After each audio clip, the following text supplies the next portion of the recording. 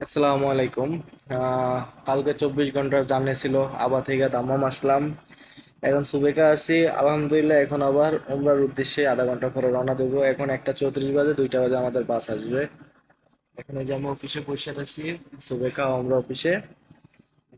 আলহামদুলিল্লাহ উমরার উদ্দেশ্যে রওনা দেবো। সবাই দোয়া করবেন যাতে সহি সালামতে পৌঁছাতে পারি আল্লাহ পবিত্র স্থানটায়, মনের মকসুদটা পূরণ করে আসতে পারি। কারণ আমার সবসময় মনে একটা টান থাকে সুযোগ পাইলেই যাওয়ার।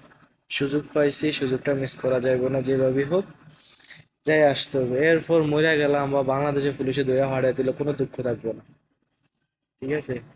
কারণ আল্লাহর ঘরে যাওয়া মানে গুনাহটারে পাপ মোচন করে আসা। তো পাপ মোচনের এরকম সুযোগ কে না, হ্যাঁ, ওই সুযোগটা নিব, বুঝেন না? কারণ কাল হাসরের মাঠে তো আর ওই সুযোগ পাইব না, তখন কালে বিচার আর বিচার, দুনিয়া থাকতে যতটা পারে কমে রাখার সুযোগ।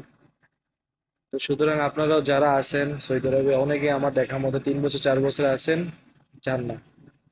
আমি যেই মানুষ কিনা কোম্পানিতে ঢোকার পর বেতন পাওয়ার আগেই চলে গেছিলাম, যখন নতুন আসছি, মানে আমি সবসময় প্রথম থেকে সুযোগের অপেক্ষা ছিলাম। এখন আবার সুযোগ পাইছি। কাজ কাম তো এখন নাই আপাতত, বেকার।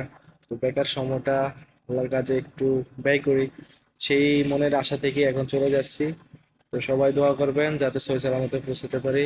ভালো থাকবেন, আল্লাহ হাফেজ, আসসালামু আলাইকুম।